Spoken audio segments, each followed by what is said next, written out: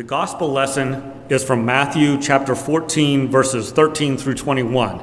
Matthew 14, the first 12 verses are about the killing of John the Baptist. Now when Jesus heard this, he withdrew from there in a boat to a deserted place by himself. But when the crowds heard it, they followed him on foot from the towns. When he went ashore, he saw a great crowd, and he had compassion for them and cured their sick. When it was evening, the disciples came to him and said, "This is a deserted place, and the hour is now late. Send the crowds away so that they may go into the villages and buy food for themselves." Jesus said to them, "They need not go away. You give them something to eat." They replied, "We have nothing here but 5 loaves and 2 fish." And he said, "Bring them here to me." Then he ordered the crowds to sit down on the grass. Taking the 5 loaves and the 2 fish, he looked up to heaven and blessed and broke the loaves and gave them to the disciples. And the disciples gave them to the crowds. And all ate and were filled. And they took up what was left over of the broken pieces, 12 baskets full. And those who ate were about 5,000 men, besides women and children. Heaven and earth will pass away, but the word of the Lord is forever. Thanks be to God. So let me set the scene, right? The passage right before this is about Herod Antipas and John the Baptist. John had been critical of Herod and his wife Herodias, so they both wanted rid of him. Herod arrested him, but was afraid to do anything more. At a lavish banquet, Herodias uses her daughter to force his hand, and as a result, Herod had John the Baptist killed. Jesus and his disciples hear of this. I think it's safe to say that all of them were at least peripherally involved with John the Baptist's movement, and probably were all baptized either by John or his followers. Jesus is particularly grieved, so he withdraws to be by himself. Yet he cannot escape the crowds. So now I want you to imagine that you are one of the disciples. So you're grieving, and you know that Jesus is grieving too. You thought that being far away from towns and villages in a wild desert place, that would give you the space you needed to be with your close friends and commiserate. But here come the crowds. Okay, it's not a handful of people. It's not 100 people or a couple hundred people. It's 5,000 people. No, 5,000 men, and then some additional women and children. So we're talking about the entire student population of Missouri S&T plus all the faculty and staff. We're talking about 4 times as many people as lived in Capernaum at the time. So it's like, can't you just leave us alone? But things happen around Jesus, of course, right? So then the hour starts getting late. You're hungry. Everyone's getting hungry. It's a big crowd of hungry people. Now, that's not just unpleasant, it's dangerous. People are getting grouchy.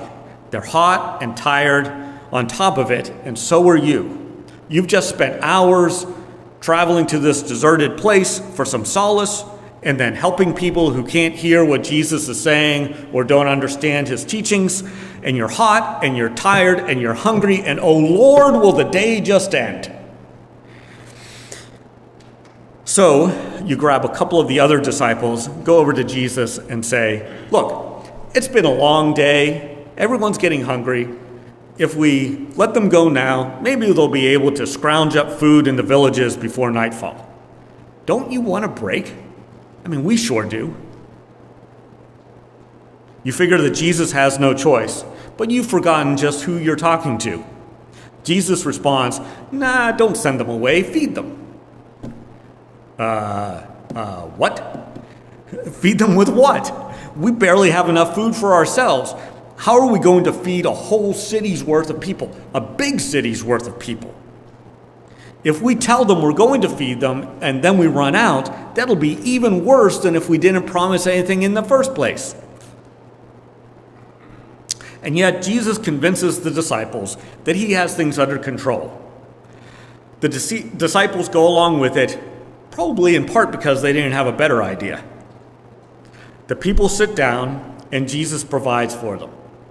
The disciples experience the only miracle that is reported in all four Gospels, one so outrageous that everyone remembered it, even though somehow people forgot about Jesus raising Lazarus from the dead. They all sit down, and Jesus does something totally ordinary. He blesses bread, and he breaks it. Now, we use that formula as part of the Eucharist, so we think of it as some sacred action, but really that was just the convention at the time. So last weekend I was at a retreat at a Jesuit retreat house. The Catholic tradition is before a meal you genuflect, then you say a particular prayer, one that I'm sure you would recognize, and then you can eat. So this is basically the same action, except according to the conventions of first century Galilee. So before they ate, the host of the meal would bless the bread and break it and then distribute it. But in Jesus' hands, the ordinary becomes sacred. He is given some ordinary bread, and he performs an ordinary act, and suddenly the veil is lifted. God's realm pokes through. Instead of a meager meal of crumbs, they have enough. The crowd eats, and they're satisfied. And there's some left over for tomorrow. Not a lot, but enough. Enough that the disciples will be able to move on to the next task, the next place, the next miracle. So what's the difference between the sacred and the profane? In Acts, Peter is shown and told, what God has made clean, you must not call profane. In that time and place, certain foods and certain actions and certain places and certain people were considered unclean or profane. In our time, we have a different understanding and we draw the boundaries differently, but we still have this sense that some things are sacred and some things are profane. But Jesus demonstrates that it's not the bread or the person or the place that is sacred or profane. Rather, it is the presence or the absence of God and God's realm. And wherever Jesus is, God's realm breaks through. The ordinary and the profane suddenly become sacred. Now, I want you to imagine the scene as if you are one of the people in the crowd. So you were at home, toiling away, and someone said, hey, you know that guy we've been hearing so much about, Jesus of Nazareth? Well, my buddy said that he's just over that way, and he's preaching and teaching to people. Why don't we go check it out? So you grab your spouse and your kids, and you start walking. You're not sure how far you're going to have to go, so you're kind of in a hurry. You just go. You get there, and it's just as amazing as you expected. Jesus is a great orator. Sometimes the words he says just cut you to the heart. And sometimes they fill you with just an immense joy. And sometimes they inspire you to change your life. You see one of his disciples and ask him to clarify something that you didn't understand, or maybe you didn't hear right, and the disciple is almost as amazing as Jesus is. Even your kids are enthralled. And this goes on for hours. And eventually, your kids start asking you for a snack. So you rushed out into the wilderness when you heard Jesus was there. And so you only had whatever you had in your pockets, which wasn't much. So you start thinking, uh-oh, it's getting late, I'm hungry, they're hungry, and we're a long way from home. We passed a little village on the way, but but there's an awful lot of people here. If we all went to that village, we would be like a horde of locusts. I should have brought more with me. So just as you're about to give up and tell your family that you all need to hurry home and get something to eat, a disciple comes around and says, "Have a seat. Jesus is working on something." Okay, it's kind of strange, but Jesus seems pretty wise, so surely he knows that we're all hungry. Oh, the disciple's coming back. He's got a basket full of bread. Wait, it's really full of bread. There's so much bread. So at first you just take a little piece, but then you think, well, there's a lot of bread here. Let me take some more. And so you have a big hunk of bread. And then, here comes a basket full of fish. Boy, I haven't had fish in a while.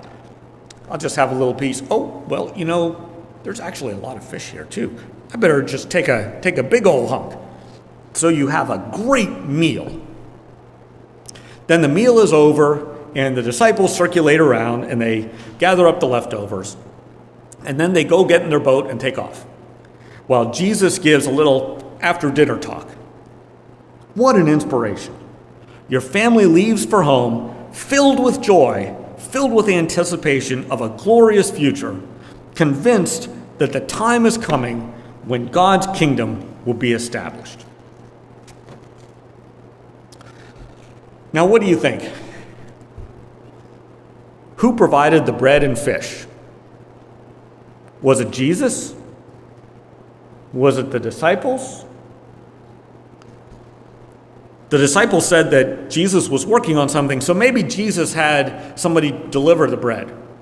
Or, the disciples gathered it all up and then they got in their boat. Maybe it was on their boat and Jesus had to decide how much they could spare or how he was going to distribute it or something like that.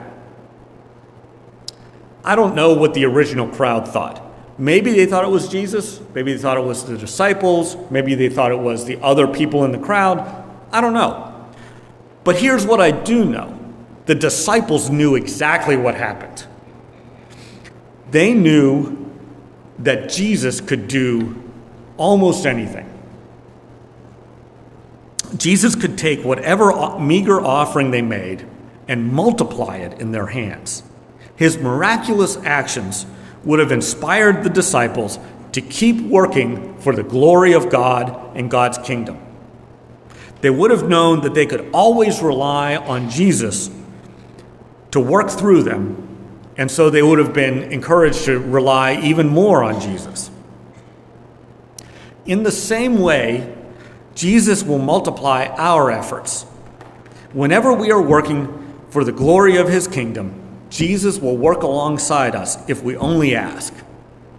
So, imagine an alternative scenario where the disciples just decide to take matters into their own hands and try to feed the crowd without asking Jesus for help. How far would those 5 loaves and 2 fishes have gone? Not very far. But instead of relying on their own efforts and their own resources, they dedicated all that they had and all that they were and all that they hoped to be to service for God's kingdom. In return, Jesus transformed them and transformed the gathering from just a random crowd listening to an inspirational speaker into a glimpse of the Messianic kingdom, the Messianic banquet that will come at the end of the age. Christ offers us the same help. We are Christ's body in the world.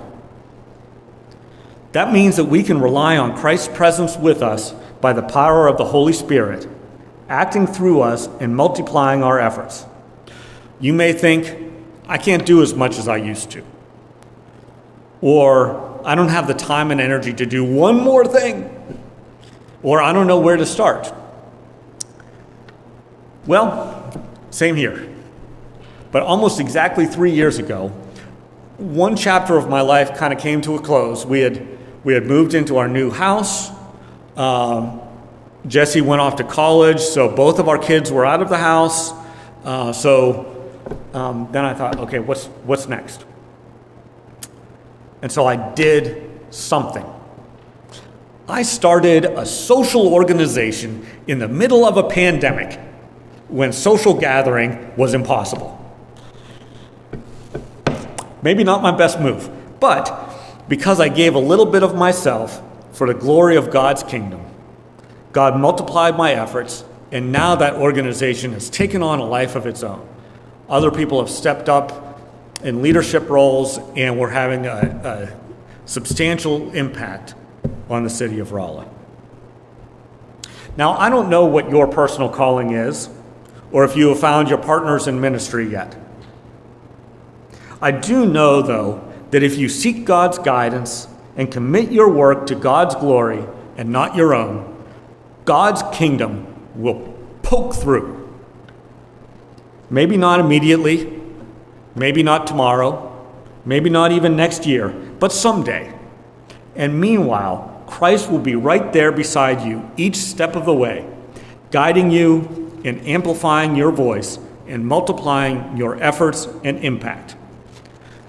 When you think there's nothing more to give, Christ invites you to his table to be replenished. So we turn now towards that table where our small offering of bread and juice will transform into a foretaste of the banquet that comes at the end of the age, the bread of life and the cup of salvation that sustain us on our journey. Amen.